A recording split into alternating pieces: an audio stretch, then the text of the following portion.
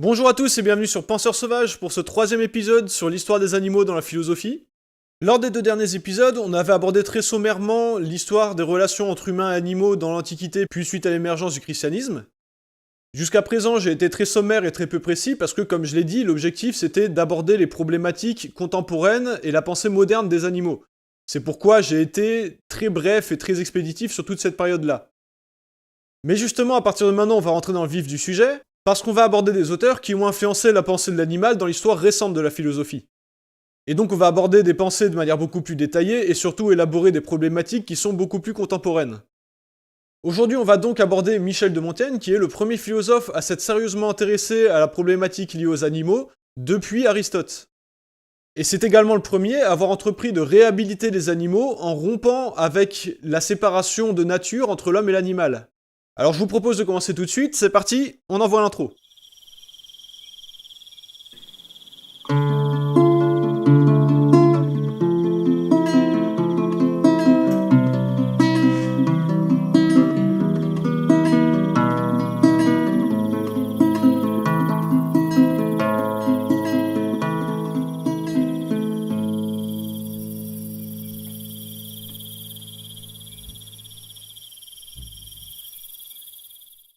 On se situe donc à présent au XVIe siècle et on sort d'une longue période durant laquelle on a considéré que les animaux étaient différents par nature des êtres humains.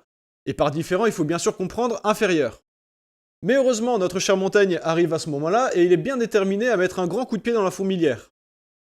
Montaigne est fidéiste, c'est-à-dire qu'il adhère à une vision populaire de la foi chrétienne qui est très terre-à-terre et propre à leur expérience du quotidien, en opposition avec le dogme des théologiens dont il considère qu'à force de philosopher sur des interprétations de la Bible, ils finissent par s'égarer dans des sophismes sans lien avec la réalité.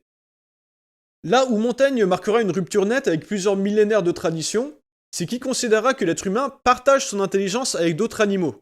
Et c'est une rupture considérable parce que comme on l'a vu dans l'Antiquité comme dans le christianisme, on considérait jusqu'alors que seul l'être humain était doté d'intelligence, capacité qui lui était soit divinement transmise par la grâce de son âme divine, soit dotée par sa nature à mi-chemin entre l'animal et les dieux. Montaigne est bien sûr catholique, comme n'importe qui de son époque en Occident. Mais à l'opposé du dogme des élites de son temps, il considère que nier la capacité de l'intelligence à l'animal, c'est une marque d'orgueil de la part des êtres humains. Et cet orgueil, il considère que c'est la principale, sinon l'unique raison d'avoir toujours cherché une justification à une différence de nature entre l'humain et l'animal. Montaigne est humaniste, et il sera le premier à chercher à mettre fin à cette conception de l'être humain comme pensée en opposition à. Que ce soit de manière interne, comme par exemple en pensant le bon chrétien par opposition aux hérétiques, ou la noblesse par opposition au bas peuple, mais aussi d'une manière plus large en pensant l'être humain par opposition aux animaux. Il s'agit pour lui de penser la foi chrétienne comme une attention portée à tous les êtres humains avec un égal respect, sans justifier pour autant un quelconque mépris pour d'autres créatures.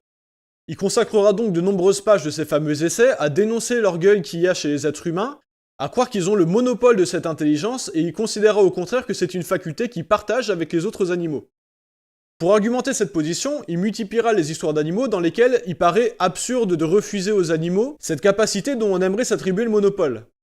La démarche elle-même est nouvelle parce que c'est un empirisme radical que propose Montaigne, c'est-à-dire qu'il faut partir des faits observés et de la réalité pour tirer des explications des phénomènes. C'est donc une méthode qui est fermement opposée au dogme théologien de son époque, mais aussi à l'héritage de plusieurs millénaires de philosophie antique, qui toutes les deux partaient au contraire d'une explication du monde pour expliquer les phénomènes observés au travers elles. Et on arrivait d'ailleurs souvent à nier les phénomènes pour pouvoir maintenir l'explication comme valable. L'argumentaire principal de Montaigne repose donc essentiellement sur des histoires d'animaux qui mettent en avant leurs capacités. Par exemple, un cheval capable de reconnaître la colère dans l'aboiement d'un chien, des hirondelles qui choisissent soigneusement l'endroit où faire leur nid, ou des renards capables d'évaluer l'épaisseur de la glace en écoutant le ruissellement de l'eau qui coule en dessous. C'est donc un argumentaire légitime parce que contrairement au dogme dominant qui vise à dire que seul l'être humain est doué d'intelligence, il suffit d'observer les animaux avec un petit peu de bon sens et un petit peu de bonne foi pour se rendre compte qu'en fait ils en sont parfaitement capables eux aussi. Pour autant, on est quand même loin d'une démonstration irréfutable parce qu'il s'agit d'exemples comptés tirés de récits et pas forcément bien documentés. On y trouve donc des interprétations parfois trop rapides ou des récits un peu poétiques qui visent à susciter l'intérêt. Bref, globalement, c'est pas ce qu'on appellerait aujourd'hui des observations scientifiques. Il faut garder à l'esprit qu'au XVIe siècle, la méthode scientifique n'est pas spécialement bien aboutie. On appelle science un ensemble de connaissances dont beaucoup sont issues du raisonnement philosophique des Grecs anciens. On baigne essentiellement dans son époque sur des croyances pas forcément basées sur l'observation de la réalité. La médecine par exemple en est à un stade qui est vraiment très peu avancé. Montaigne d'ailleurs ne se prive pas d'ironiser là-dessus en disant que la principale différence entre un charlatan et un médecin, c'est que le premier tue les gens impunément dans les campagnes, tandis que le deuxième tue les gens impunément dans les villes. Donc on imagine bien que dans ce contexte-là, c'est encore un peu tôt pour établir une méthodologie solide pour avoir une observation correcte des animaux dans la nature. Mais la démarche est quand même louable. Montaigne s'oppose au dogme de son temps, non pas avec de la rhétorique, des arguments métaphysiques ou des interprétations philosophiques fumeuses, il présente au lieu de ça une accumulation de connaissances sur les animaux. Certes parfois un peu bancale, mais pas moins éloquente sur l'absurdité qui consiste à refuser aux animaux toute forme d'intelligence. Un détail important à souligner, c'est que pour la première fois, Montaigne ne nous parle pas de l'animal ou de l'animalité, mais des animaux. Il rejette donc entièrement cette notion d'animal philosophique, selon laquelle il existerait d'un côté l'être humain et de l'autre l'animal, les deux séparés par une ligne nette et infranchissable. Et ça, c'est un premier pas très important dans la pensée des animaux en philosophie, parce qu'effectivement, on peut se demander où se situe réellement la limite entre les deux. Par exemple, quelle qualité commune on peut trouver entre la méduse et le cerf, qu'on peut pas également trouver chez l'être humain. Concrètement, il n'y a aucun critère qui permette de séparer l'homme de l'animal, à part des arguments philosophiques comme ceux d'Aristote qui s'appuyaient sur une cosmologie dépassée. C'est donc une première dans la pensée des animaux dans la philosophie, Montaigne rejette complètement la rupture ontologique du vivant, selon laquelle il existerait une différence de nature entre l'être humain et le reste des animaux. Il sera le premier à penser les animaux dans leur pluralité et dans leur diversité, et pas comme une masse compacte de vivants, réunis sous le même concept d'animal, au seul prétexte finalement qu'ils auraient en commun de ne pas être humains. Il considère qu'il n'existe aucune caractéristique humaine qui lui soit exclusive et que pour chaque exemple de ces caractéristiques, on peut trouver un équivalent chez l'animal. Le langage se trouve chez les oiseaux par exemple, comme le perroquet. La construction peut se retrouver chez les castors. L'empathie peut se retrouver sans difficulté chez un grand nombre d'animaux sociaux. La prudence peut se retrouver chez n'importe quel animal qui a un prédateur dont se méfier. La seule différence finalement, c'est que aucun d'entre eux ne les cumule toutes dans la même proportion que nous. Et donc d'une différence de nature entre l'homme et l'animal, grâce à Montaigne, on va passer à une différence de degré. Il n'y a donc plus de différence de nature, de séparation nette entre l'humain et l'animal, il y a seulement des différences de degré dans les qualités qu'on peut retrouver chez l'un ou chez l'autre, avec évidemment l'être humain qui cumulerait plus de qualités. Montaigne ironise d'ailleurs sur la question du langage. On a de tout temps considéré que l'animal était incapable de parler, en rejetant sur lui la faute de ne pas être capable du langage. Mais comme il disait lui-même, qu'est-ce qui nous permet d'affirmer que ce sont bien les animaux qui sont incapables de nous parler, plutôt que nous qui sommes incapables de les comprendre? Alors bien sûr, aujourd'hui, on considérait que cet argument est erroné, mais c'est uniquement parce qu'on tient pour acquis que l'argument inverse est également erroné. Et avoir été le premier à soutenir une thèse aussi radicalement opposée aux croyances de son époque, ça c'est quand même une sacrée performance. En un sens, on peut considérer Montaigne comme le précurseur moderne des droits des animaux, et sans doute que sans lui, on n'en serait pas là où on en est actuellement. Il a été le premier à condamner la cruauté pour elle-même, en considérant que la cruauté appliquée aux animaux n'était pas plus justifiable que la cruauté appliquée aux humains. Provoquer de la souffrance gratuitement ne peut pas s'excuser par le fait que la créature à laquelle on l'inflige n'est qu'un animal. Montaigne n'ira cependant pas jusqu'à considérer l'humain et les animaux parfaitement égaux en droit, d'ailleurs c'est un pas qu'on est encore loin d'avoir franchi aujourd'hui. Mais il leur reconnaîtra les droits les plus évidents, comme celui de ne pas se voir infliger de souffrance sans raison. Idée qu'on retrouvera par ailleurs dans le droit français à partir du 19e siècle, mais on reviendra sur ça. Il faut bien comprendre que ce genre de positions qui peuvent nous sembler évidentes aujourd'hui étaient à l'époque complètement à contre-courant de la pensée. Montaigne allait jusqu'à considérer les animaux dont il s'occupait comme des membres de sa famille, ce qui pour un noble aristocrate de son temps était quelque chose de complètement déplacé. On considérait qu'un homme noble se devait de revendiquer sa supériorité face aux petites gens et encore plus face aux animaux. Et on témoignait généralement de la qualité de son rang en méprisant ceux qui nous étaient inférieurs. Donc un comportement acceptable à son époque, ça aurait été par exemple de mettre un coup de pied dans le cul d'un chien qui était sur son passage, pour bien montrer qu'on était le seul vrai mâle alpha dans le coin. C'était sûrement pas d'installer confortablement au coin du feu sur un petit coussin et de le considérer comme un membre de sa famille. Mais bon, bien sûr, il faut pas non plus faire d'anachronisme, et considérer Montaigne comme un défenseur du droit moderne des animaux. Il distinguait en fait seulement deux types d'obligations morales qu'ont les humains envers les animaux. On leur doit la grâce et la bénignité, c'est-à-dire l'affection et le bon traitement.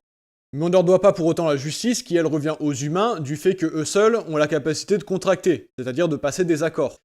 Et là, c'est une notion toute nouvelle qu'on retrouve et qui sera fondamentale dans la pensée des animaux, c'est celle de gradualisme moral. On doit non plus le respect moral entièrement à telle créature et aucunement à telle autre, mais un peu plus à celle-ci et un peu moins à celle-là sur des raisons qu'on peut argumenter. Pour Montaigne, il reste donc acceptable de tuer un animal d'élevage par exemple pour s'en nourrir, mais pas de tuer un chien sans aucune raison valable et encore moins un être humain. Ça a donc des implications assez conséquentes parce que là où avant la vie animale ne valait rien, Montaigne instaure l'idée qu'elle vaut quelque chose. Moins qu'un être humain certes, mais tout de même quelque chose. Il sera donc le premier penseur à affirmer que placer humains et animaux sur le même plan moral n'oblige pas à nier la spécificité des humains. Donc considérer que l'être humain partage ses qualités avec les animaux, ce n'est pas nécessairement rabaisser l'être humain à l'animalité telle qu'on la concevait à l'époque. Et ce premier pas en faveur d'une réhabilitation des animaux sera donc un point de référence pour nous dans l'histoire. C'est à partir de là qu'on pourra mieux comprendre les débats qui ont succédé. Pour terminer sur Montaigne, je vous propose d'en lire une très courte citation. C'est une très belle phrase qui, je trouve, résume magnifiquement bien sa pensée, et je vais vous la laisser en français ancien parce que ça a trop de classe. Et il nous dit donc au sujet des animaux et des humains: « Il y a quelques différences, il y a des ordres et des degrés, mais c'est sous le visage d'une même nature. » Voilà qui résume parfaitement bien la pensée et l'influence de Montaigne, c'est le passage d'une différence de nature à une différence de degré entre l'humain et l'animal. Montaigne a donc été un penseur radicalement innovant sur la pensée de l'animal dans la philosophie. Mais s'il a eu une influence notable, ça n'a été que dans quelques cercles de gens lettrés. Sa pensée a donc été loin de s'imposer comme un nouveau paradigme et de marquer une nouvelle ère dans les rapports entre humains et animaux. Mais le plus regrettable surtout, c'est que le courant de pensée humaniste instauré par Montaigne ne tardera pas à se voir opposer un courant réactionnaire, qui reviendra d'une manière radicale à une coupure ontologique nette et tranchée qui, elle, s'instaurera durablement. Dans le prochain épisode, on parlera donc d'un monument de l'histoire des animaux dans la philosophie. Il s'agira donc de René Descartes et du tristement célèbre concept d'animaux-machines. Cet épisode est maintenant terminé. Encore une fois, merci à vous de l'avoir regardé et j'espère qu'il vous a plu. Si c'est le cas et que vous voulez voir la suite, n'oubliez surtout pas de vous abonner à la chaîne. Pensez aussi à me soutenir financièrement sur Tipeee si vous le pouvez, parce que j'aimerais faire des vidéos mon activité principale, et pour ça il faudrait que j'arrive à en vivre financièrement. Donc au passage, un très gros merci à tous ceux qui me soutiennent et qui me permettent d'y arriver. Comme d'habitude, si vous aimez ce que je fais, pensez à laisser un pouce bleu et surtout à partager mes vidéos partout où vous pouvez, parce que c'est grâce à ça que ma chaîne peut progresser. Là-dessus, je vous dis à la semaine prochaine pour un épisode sur René Descartes, prenez soin de vous, et surtout restez sauvages.